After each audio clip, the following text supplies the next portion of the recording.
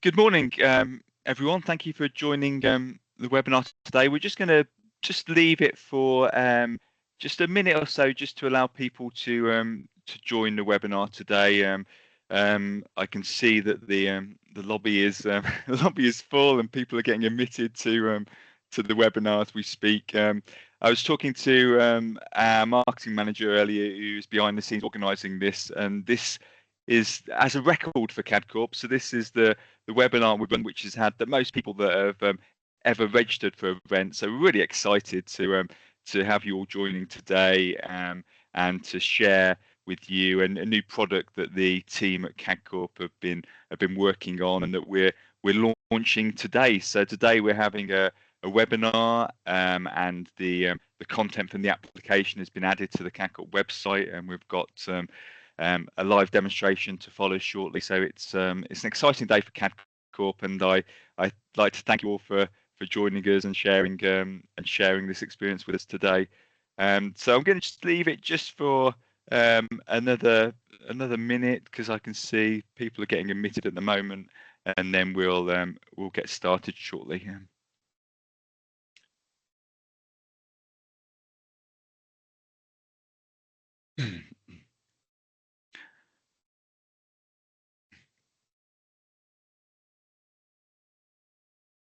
Excellent.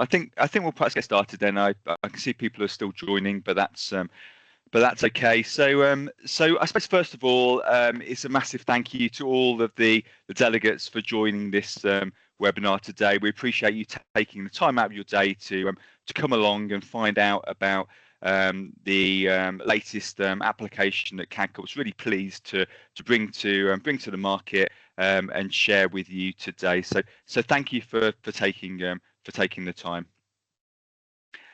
Before we begin, there is going to be a recording of this webinar available afterwards. So by all means, take notes, but you will get access to a recording. So keep that in mind. Also, there is a Q&A section in the interface today, so you can post questions at any time, and myself and my colleague Simon will do our best to answer as many questions as we can at the end of the session. We're also really interested to collect different use cases for this application. So by all means, if when you're seeing the demo, you think, oh, I've got a killer use case that would be perfect for this, just post that as a comment, in the questions, and that'll be really helpful for us to understand different applications for Mapestry. And then at the end, once the webinar comes to a close, a survey will pop up, and we really appreciate it if you could fill that out. It's great to get some feedback from the delegates, and also if you want sort of follow up, or you've got any unanswered questions, or you'd like the team to arrange a meeting for your organisation, and maybe a demo of a particular use case, then record that in the survey, and the team at Cadcorp will get back to you. So before we begin, we'll have some introductions. I was looking at the delegate list earlier, and I probably recognise about half the names, but lots of people are new to Cadcorp. So my name is Gary Randall. I'm the head of product for geospatial solutions at ACE. I'm going to mention a bit about that as well in the next couple of slides. So Simon, over to you. Thank you, Gary. Yeah, good morning, everybody. My name is Simon Parker. I'm pre-sales team leader at Cadcorp, and later on this morning, I'll be providing a live demonstration of the new Mapestry application. Excellent, thank you, Simon. I mentioned earlier, I'm probably familiar with about half the delegates here today, but this is record numbers, so we've got lots of people that are new to Cadcorp. So I did want to just include one slide about our organisation for people that are new. So we provide a full range of geospatial software, which includes desktop GIS and server GIS and web mapping applications. And we also provide a range of related spatial data and sort of services around the sort of GIS community, and GIS services to help our customers get the best value out of their investment.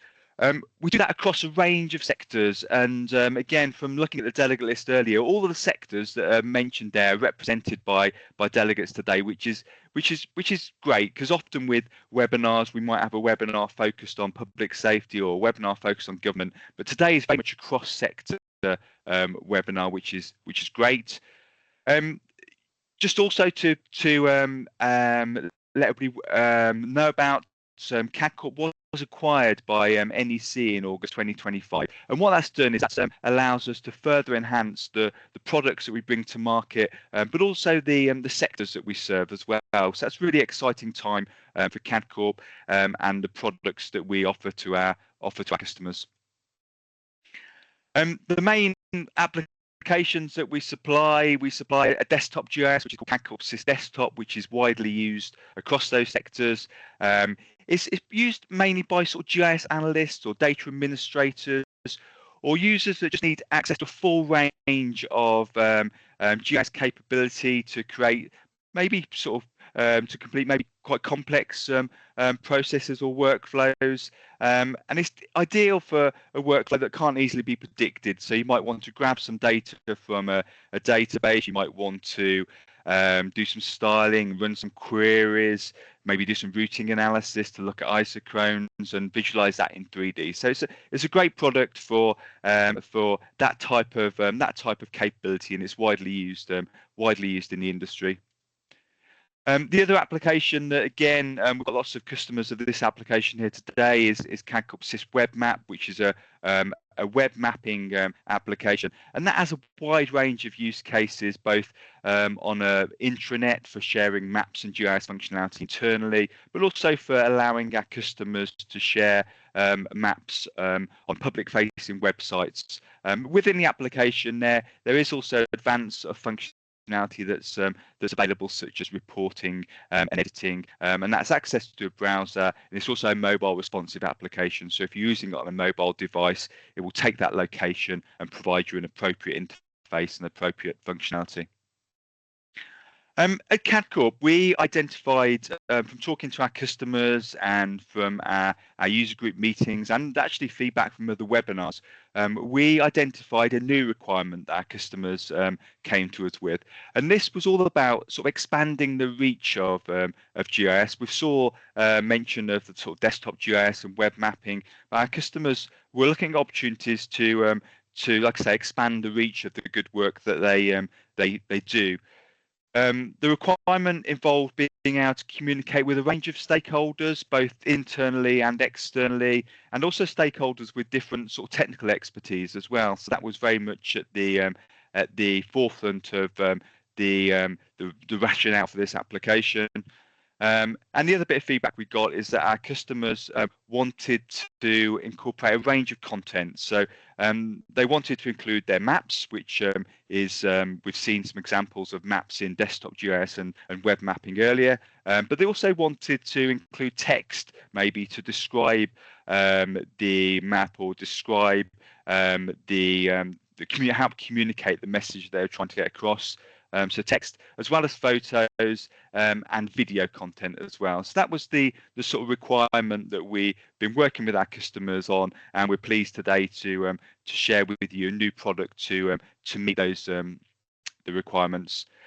For people that have been on to Cadcorp webinars before, we always like to start with some polls so that you can get some interaction and we can understand a bit more about the people here today. So we've got some poll questions that we're going to share with you, and we're going to launch shortly. So we're just launch the first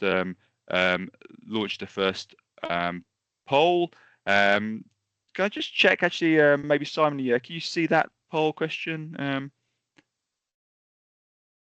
Yeah, great. I've got some thumbs up. That's good. So there's people out there, which is good.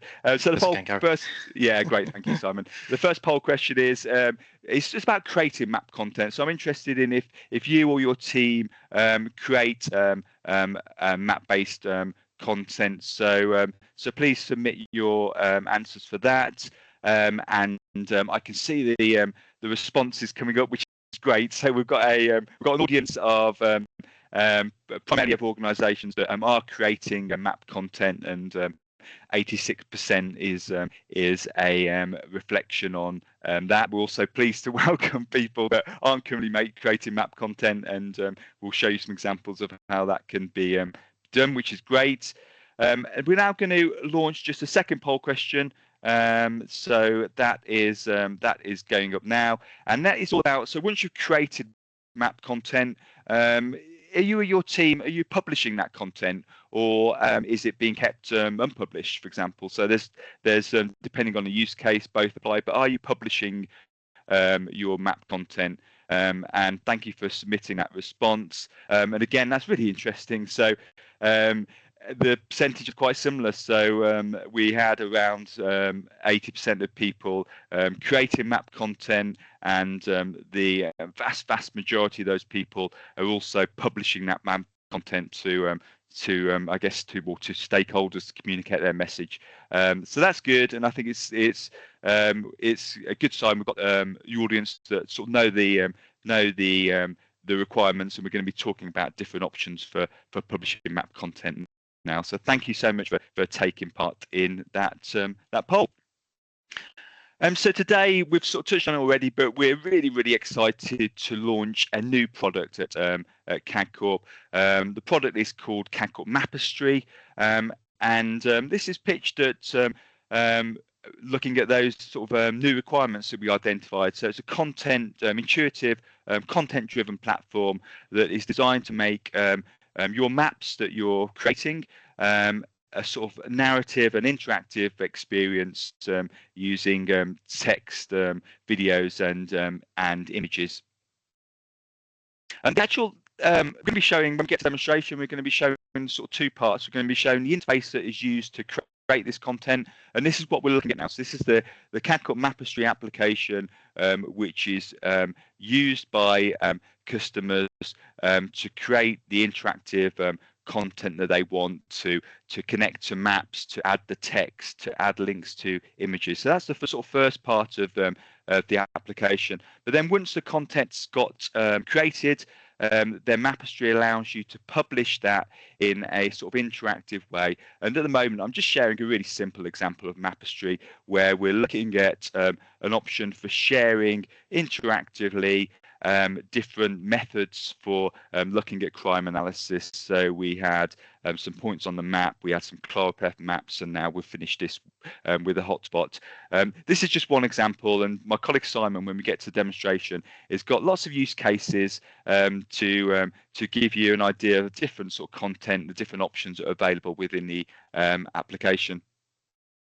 There's lots of features within this application which from our research, it can be really popular. So it is a simple and accessible web page with lots of different actions and triggers available. So when we get to demonstration, look out for that. It does allow this sort of multimedia integration, and again, my colleague, when you do the demonstration, it's got lots of examples of how you can incorporate map and text and images in different ways.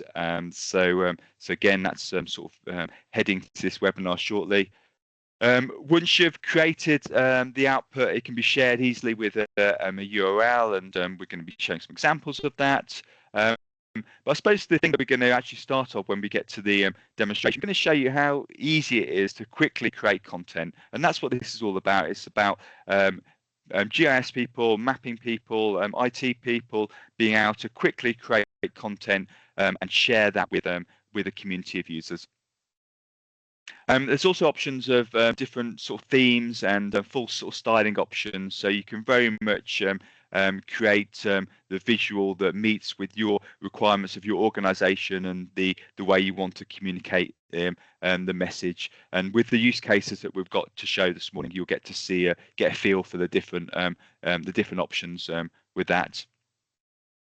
So why Mapestry? So these are the sort of benefits that we see with the application. So very much easy to use and very much really quick to create and publish content.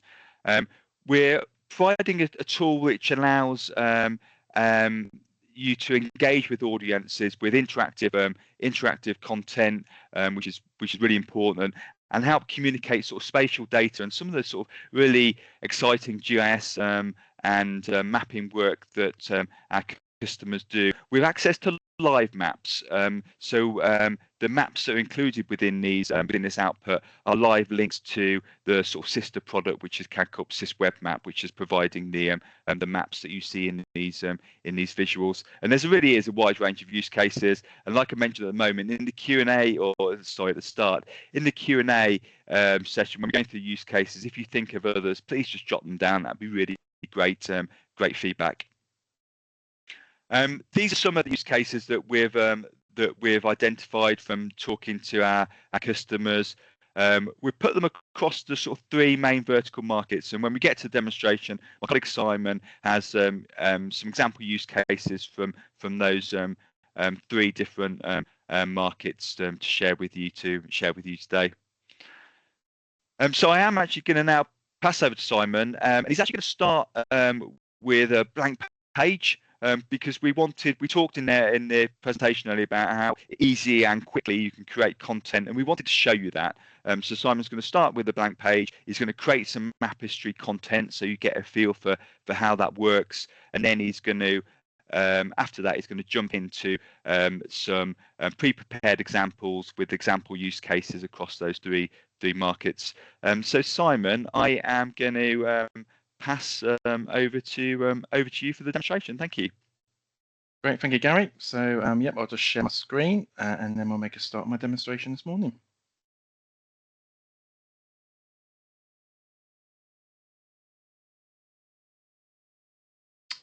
Great.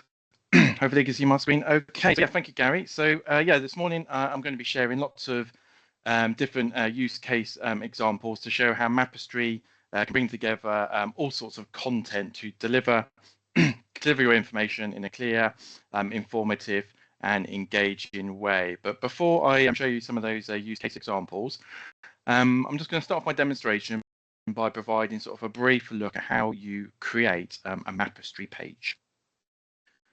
So what we're looking at here is the Mapestry application. And as Gary said, I'm starting off with a blank canvas this morning. And I'm going to start adding some content to this page very shortly, so you can see how easy it is to build up your page. But before I do that, I'm actually going to start off by configuring some very quick options. So right at the top of the interface, we have page options. And this gives us a couple of sort of settings to define. So first of all, we want to give our page a title. Now this title also appears in the browser tab when you publish a page. So you just simply type in your title for your page. To the right, you'll also set a page icon. So this is the kind of the little icon or the favicon that also appears in the browser. So you probably use your organization's logo. So you can just use this option to point to your icon and include that on your page. And then the final setting is the page theme. Now the page theme defines the styles that can be used on the page. So for example, that's your font styles and your color schemes. And in most cases, you will use your organization's website style guide, which we can integrate with Mapestry. So your Mapestry pages are themed like your published content on your website. But it's also worth noting you can have as many different themes as you like if you want to create some different looking pages. So I'll select my theme and just save those options. So I'm now ready to add some content to my page. Therefore, in the top left-hand corner, we have this add block menu, and this presents a list of all the different types of content blocks that you can use to build up your page. And I'm not going to go through them all today for this sort of brief overview, but we'll see examples of all of these different content blocks when we go through some of my published Mapestry pages very shortly. Now, just to sort of cherry pick a couple, so to kind of top and tail your page, we've got page header and page footer. So you may use a footer for copyright statements or other info. You may use the page header to introduce a page. So if I choose to add this block onto my page, up the top, the header can include an image like a company logo. So yeah, I can use that to browse to my logo that I want to include. And then underneath, I can add a title. And then when I hit add block, we then get a preview of that header at the top of my Mapestry page. Now, to continue building my page, perhaps next I want to have sort of a glossy image, a big glossy image at the top. So if I return back to the add block menu, we can add an image. And from here, you can browse and select an image from your own library or stock photos. But for kind of demonstration purposes today, I'm using my own library of AI generated images, and you'll see quite a few of these through my published examples today. So I'm just going to use that to browse to the image that I want to place at the top of my page. And then underneath, a variety of settings to configure. You can choose the height of the image. Underneath, you've got options to choose the behavior of the image. That could be a static image or a scroll effect, and we'll see some examples of that later on.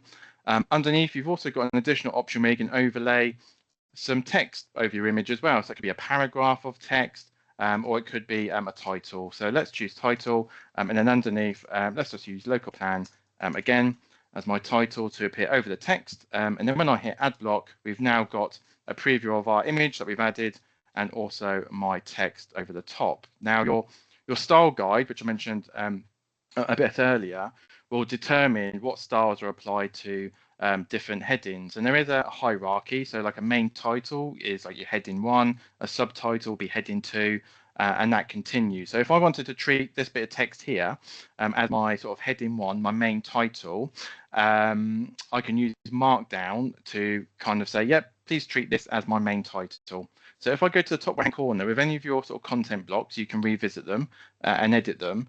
And I'm going to use Markdown language just to say, this is the main title. And that is simply just putting a hash in front of it and a hash after it. So that's going to associate that bit of text as my main title, hit save, and we can now see the effect that has on my preview. And that approach just helps you apply your styles consistently throughout your page.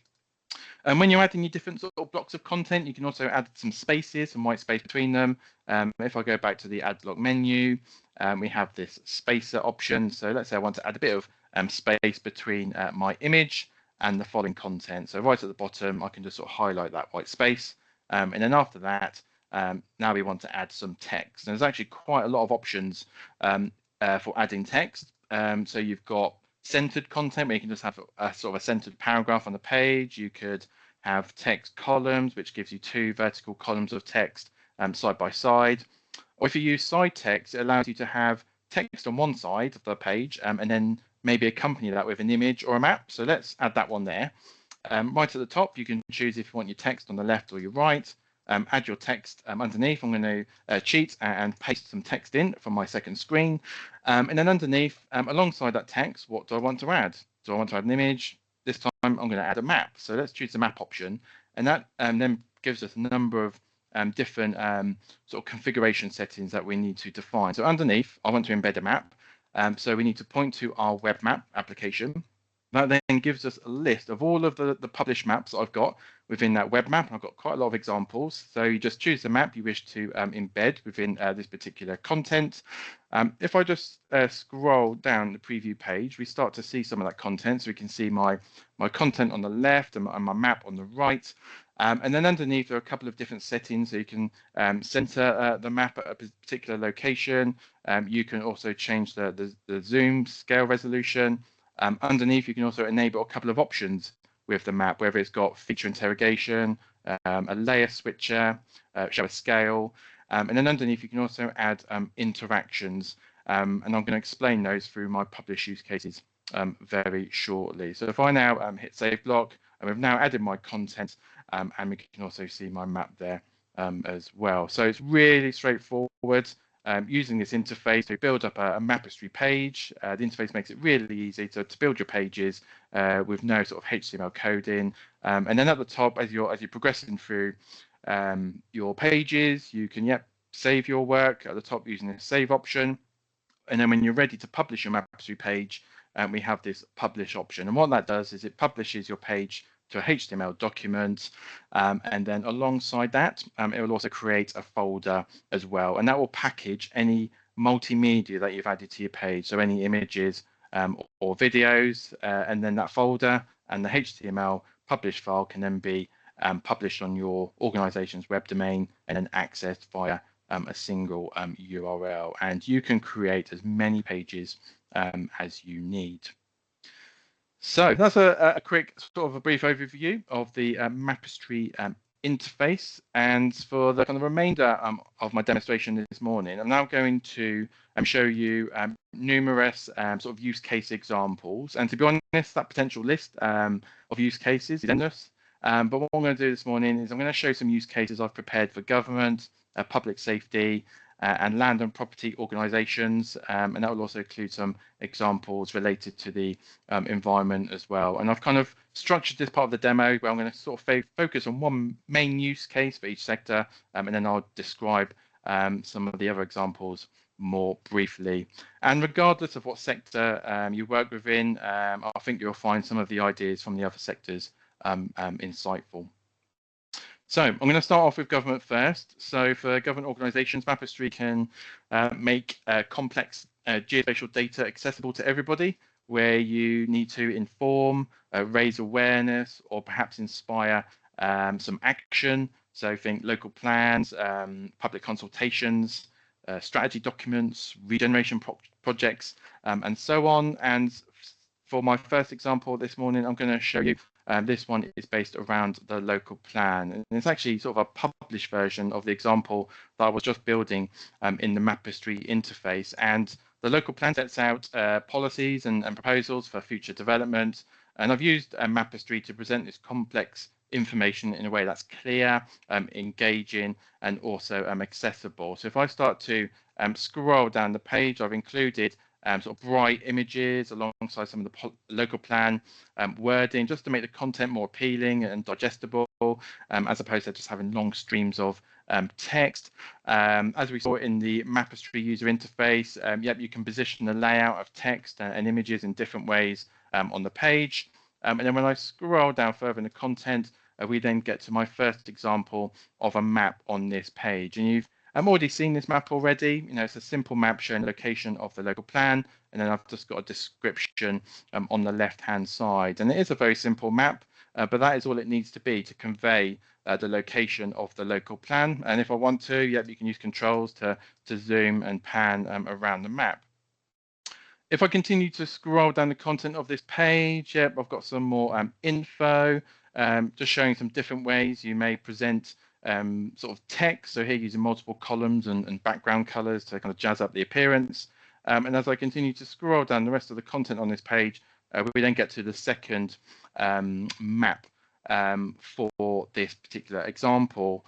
It looks a little bit similar to the previous example. However, this map actually has some clever interactions, and those interactions are linked to headings in the text. So as you scroll down your content and reach a particular heading, it then sort of triggers an action with the map, and that could be a pan to a location, it could be a zoom, it could show and hide a layer, or it could even show a marker. So for this local plan sort of use case, it's got lots of policies, many of which have a spatial element, and you can use this view to display the wording on one side and then use the map to show that spatial element. So if I start to scroll down this page and scroll to my first policy on the left-hand side, on the map, we can now see the related sort of policy layer related to this text on the left. So the action here was to turn a layer on the map. If I continue to scroll down the page and go to my next sort of policy here, this time multiple actions were triggered. It turned off the previous layer, it's turned on a layer associated to this policy, and because the policy actually only has one site, I also made the map zoom and pan to a particular location. And if I continue to my last example, the map then just takes us back to the original position, showing a different policy layer. And that, that is very clever, because all I'm doing is scrolling down the page, and this responsive web page is providing a dynamic experience. And if I just go to the bottom, just to show you, here's just an example of a footer, which I mentioned earlier. And I've used that for various copyright statements for the map, images and data that I've used on this page. So, yep, local plan is a very obvious use case example for Mapestry, allowing you to bring that policy word in, those maps and images into a more accessible format. So what I'm going to do is I'm just going to just show you a couple of quick examples for government. We've got 3 more to quickly run through. So this next one, sticking with planning for this particular use case, but it's all related to public consultation exercises. So local authorities conduct lots of public consultations to engage with their residents and local businesses. One example is consultations related to the local plan. So here I've created a page for the call for sites consultation, and for those of you who don't know what that is, that's sort of an opportunity for landowners to put their site or land forward for future development. And for this page, I've used a completely different design. Just got a big bold title with a background color to introduce the page. If I start to scroll down, yeah, just got a bit of content here, just some narrative to describe what the call for sites is all about. I've then included some images spanning the page, which include a scroll effect, and then also added some wording over the top, basically just to describe the types of sites that we're being asked for submission as part of the call for sites consultation.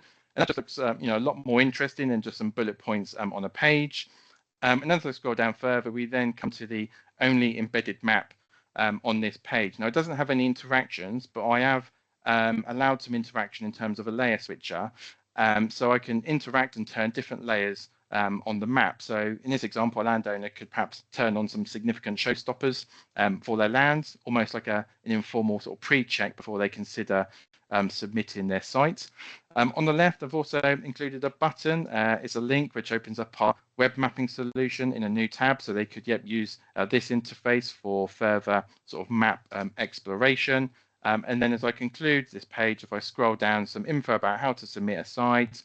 Some local authorities still use paper forms, so you could have a download link here to download a form for landowners to submit their sites. Or this one has another button. This one actually launches our Call for Sites application, where landowners can submit site boundaries and information in a digital format, which is a separate product that we offer, but just kind of showing you that you can link out to other interfaces from Mapestry where required. The next use case I just want to touch upon is quite simple in its design. It doesn't have a lot of content, but it's clear, concise and interactive, and it's all about conservation area appraisals, which I've seen as PDF documents, but I've converted the content into a Mapestry page for this use case. So if I scroll down this page, yep, it's just got some introductory text and some bright imagery, and then I can scroll down to the map, and I've used a map in this example, just to introduce and share some information about the different conservation areas within this region. And if I scroll down the content and go to the first conservation area, I've got an image, I've got some text, and then the map is complementing that by showing us the conservation area boundary. As I continue to scroll down the content, we move on to the next conservation area within this region. Also included a link to download a PDF if I wanted some further info. And it just looks much nicer and cleaner way of kind of sharing this type of information. And then if you want to, you can link from one Mapestry page to another. So in this description, I've got a link here where I can view a community profile for this town here, select that, and then, that's just directed me to another Mapestry page where I've just used some different styles to present the information, using scroll effect on images to break up the content, and then also use some embedded maps to display some really useful information as well. So they were a couple of use case examples for the government sector, and there's probably many more that I haven't spoken about today, but most importantly, I wanted to show you that you can use Mapestry to put together some really engaging content that can be shared to your stakeholders, and with an obvious bias towards maps, how you can use different interactions to enhance the delivery of that information and data in a clear and concise way. So for the next part, I'm now going to share some use cases for public safety organisations. Excuse me.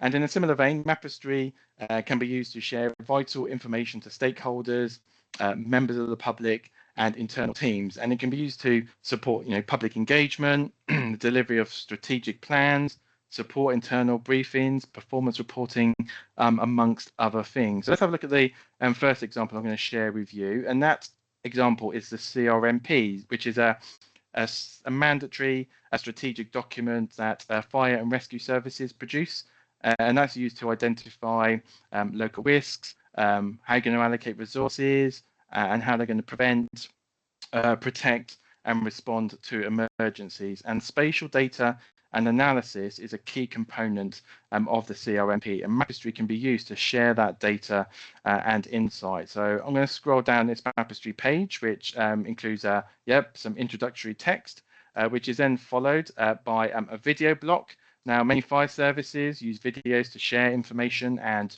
educate the community. It's a nice format to get your message across in a simple, accessible way, and you can embed videos on your Mapestry pages. If I scroll down, just some more content, some text alongside some wording, some scrollable images, again, just to break up the content and make a visually appealing page. And then as I continue to scroll further down, we then get to the first map on this page, which is showing a map of resources, specifically where fire stations are located. And the interaction here is a layer switcher where I can view all stations or see versions of a station color-coded based on their station type. I've also included some isochrones for estimated turnout times as well, which is created using our routing analysis tools in the desktop GIS. And if I continue to scroll down, some more content, some use of imagery to make a visually appealing page. And then just that last example of using a map here, I'm using the map to just present some of the demographic data that feeds into the CRMP, and is used to kind of help determine what local risks there may be in the community. So here, starting off with the index of multiple deprivation, we've got a choropleth map giving us some insight. As I scroll down, some focus on population density. We can see the map update with a new thematic map. And then just the last example, looking at the percentage over 65 years old. So just using a combination of those different blocks to present the CRMP in an eye-catching way. And just being able to sort of integrate those images, those videos, the maps to deliver your message and provide some of the kind of the insight and evidence behind the CRMP. For the next example, I'm not going to dwell on this one for too long because it's another public consultation example, but this time for fire service who may consult their CRMP with their local community. In this example, I'm explaining some proposed changes to the CRMP for members of the public to comment on. But in this example, I've used a map to basically illustrate some of those proposed changes. So proposal 1 is just a kind of a simple, or say simple, it's a shift change, but it's a simple point on the map to kind of show the station in question.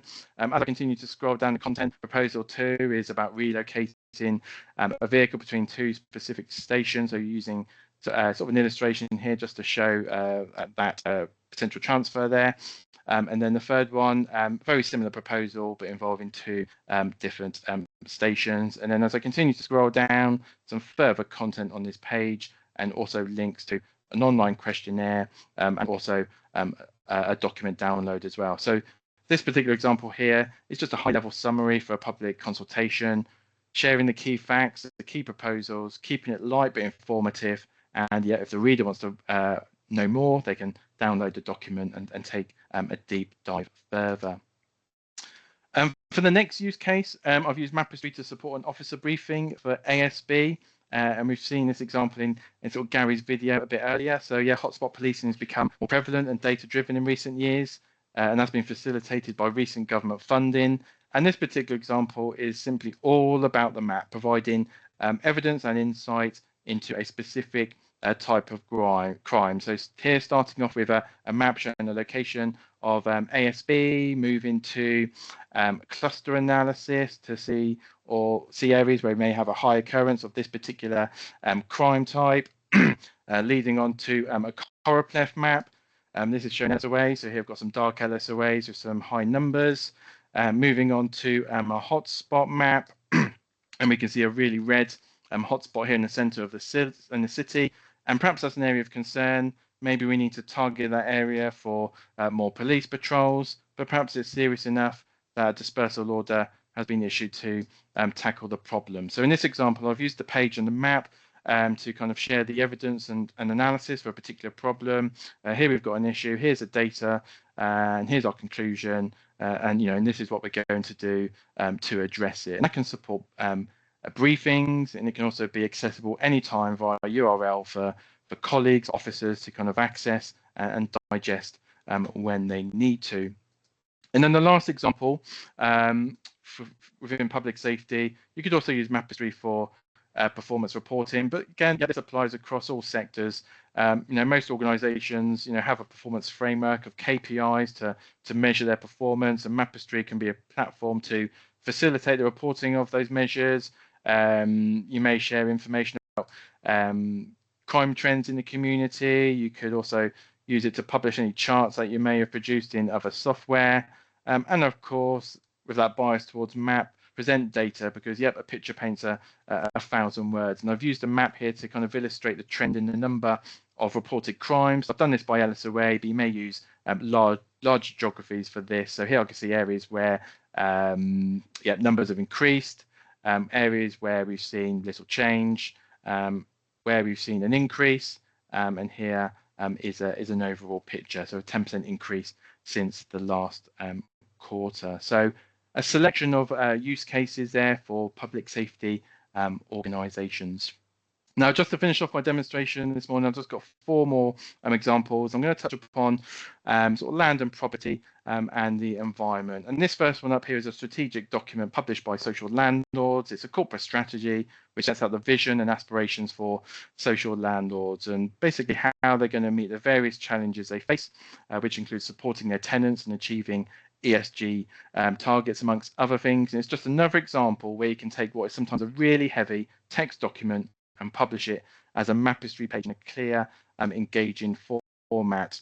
And using maps to share a variety of service information where possible, because everything they do is related to a location. So the map here just giving us some context for the areas this social landlord operates in, with a count of properties. The next map is just showing sort of a composition of stock and the types of properties in their portfolio, followed by some information about their vision.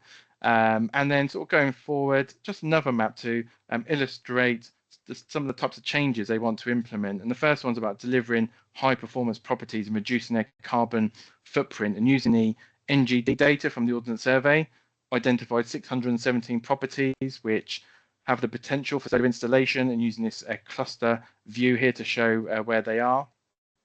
They also want to build new homes as well to meet their housing shortage. So here's a map showing where they've built homes in the last 3 years, promoting the good work they've done to offer more affordable housing options, but also showing some of the sort of the future sites in the development pipeline. And then the last section, kind of returning to that carbon footprint, looking at the need to improve the energy efficiency standards of properties that are currently below a C standard.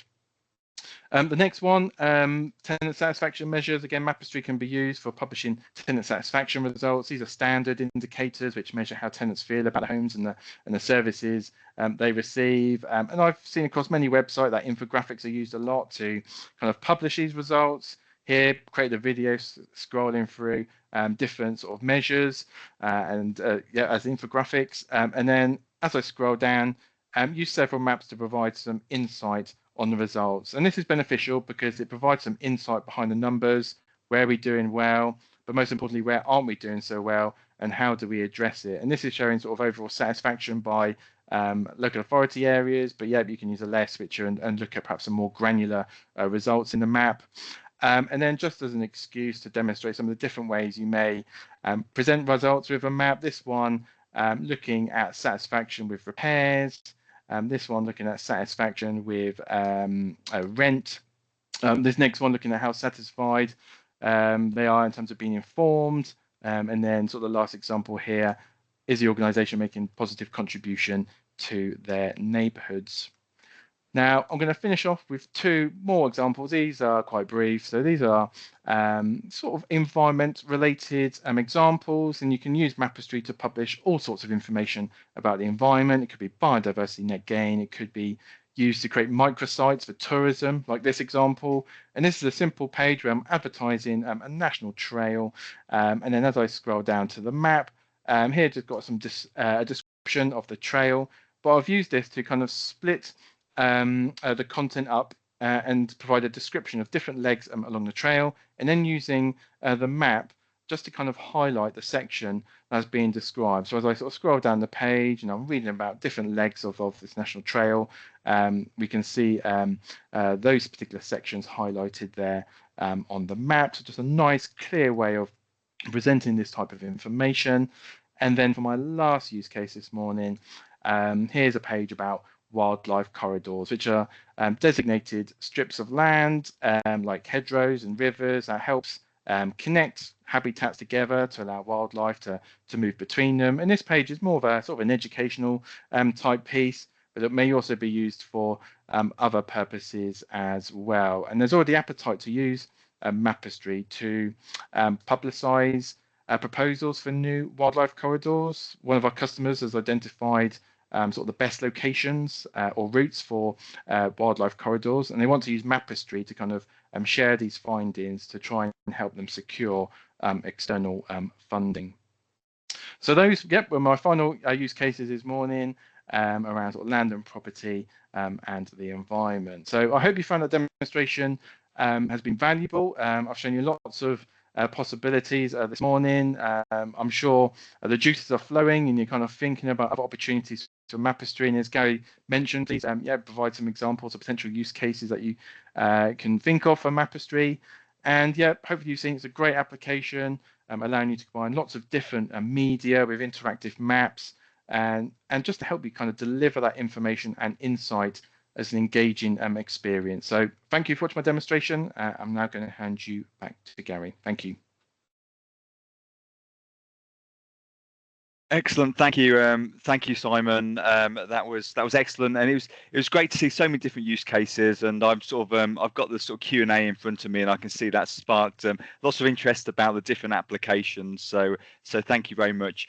And so what we're going to do now, we're going to take a few minutes to I'm going to try and run through as many questions as I can. I'm sort of aware, looking at the time, I want to make sure that we finish on time. But I'm going to try and run through, like I say, as many questions as we can. So thank you so much for your posts. Also keep posting as well if you've got any questions that you want to add that we can try and get to.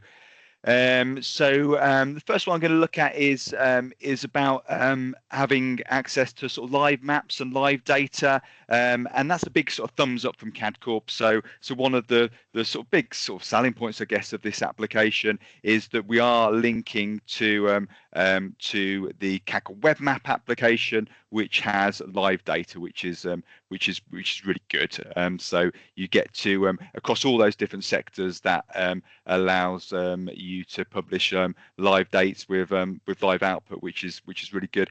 I suppose that leads on to another question about the sort of link to Web Map, which got mentioned at the start and also is relevant to the last question. But yeah, the maps are coming from the Cadcorp Web Map application. So many customers already have that and they're already using it, which is great. If you don't currently have Web Map, then when you talk to the team about the different options for Mapestry, we can sort of bundle Web Map as part of Mapestry, so you can get your maps via that way as well. So it works for both types of organizations if you're using technology at the moment or if you don't currently have access to it.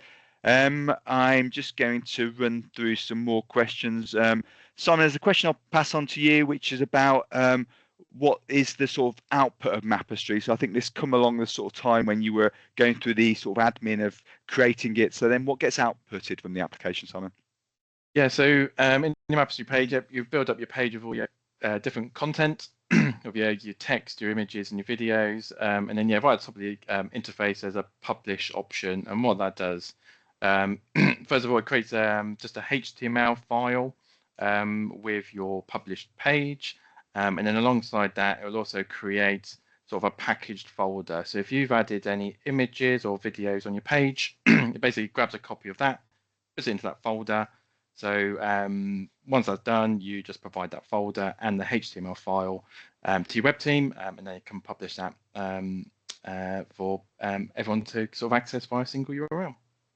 Excellent, thank you, Simon. Going to go on to some more questions. Questions about quite a question about licensing, and I'm going to sort of talk about that in the sort of getting started slide shortly. But the questions about today, Simon showed lots of use cases, which is really, really good. And the sort of response to the question was about the number of pages or number of use cases you can have for a license, and there's no limit. So we're licensing the application for our customers to use to create as much content as they want, which I think is really really important. There's been quite a few questions around sort of training and what our recommendation is for that. So I mentioned at the start that today on the Cadcorp website, the Mapestry page got published, which is great. So you can find out more details about the application there. In terms of supporting customers, there's an online help so that it talks you through all the different sort of options that you saw from Simon for creating content. And also within that, there's an interactive sort of getting started video so that users can to get started with the application and start building content. And we've pitched the application as being really easy to use and easy to create content. Probably another question for you, Simon. There's a question about, I think at one point you mentioned sort of Markdown, and the question about what Markdown is. Can you tell us about that? Yeah, it's just a sort of a language that'll help you in Mapestry terms to help just format some of the text. So when you're sort of adding your text to your page, you can specify bits of text to be a heading, so that gives a specific format. And there's also options where you can make a bit of text bold and underline. So it's really simple to use. You just put a couple of little markers either side of a bit of a text to apply a bit of formatting. But it's just an easier way to kind of make sure you've got consistency in your formatting of your wording throughout the page. Yeah, great. Thank you, Simon. And there's another question related to that about sort of documentation, and there's lots of documentation available for Markdown. It's sort of widely used, easy to use text formatting options. So that's widely available. I've had some questions about accessing on a mobile, and this is a mobile sort of responsive website. So in the same way as Web Map, you can also access it on a mobile device, which is obviously the way that people are consuming content. So that is good to know. And let me see. There's also a few questions about sort of cloud or on-premise. So I suppose what we imagine that many of our customers will be using the Mapestry interface that you saw earlier, possibly on-premise, to create their content that then gets published in however they publish websites within their organization. But there also is a cloud-hosted option as well. So the team after this webinar can talk to you about that as well. So that is that's worth a discussion. And I want to move on. I've got just a few slides to wrap up. So there's a question about how it also links to desktop GIS, and I mentioned desktop GIS at the start. And yeah, any of the maps that the way the Cadcorp technology works, any of the maps that are created in desktop GIS can be shared with web mapping, with Web Map, and they're also shared by Mapestry, so that could feed through. And I think one of the examples Simon had of a sort of public consultation about possible changes to fire services would be an example of where that's happened. I suppose that's a good time to just point out that all the examples that Simon showed today are fictional, so it's all made up with fictional demo data and images. So obviously that's important to make people aware of. So yeah, I'm going to bring the Q&A session to an end. Sorry if I didn't get to all your questions, but the team will follow up afterwards. I'm going to wrap up with just a few slides just to summarize what we've seen today. So yeah, thank you, Simon.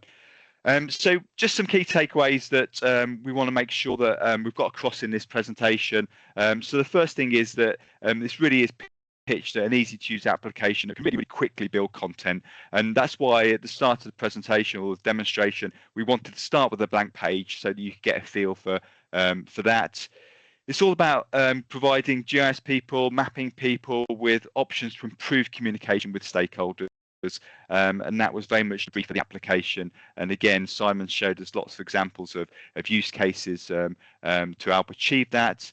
And what this does, it allows our customers to expand the reach of the sort of valuable analysis and the valuable sort of map creation that's happening already.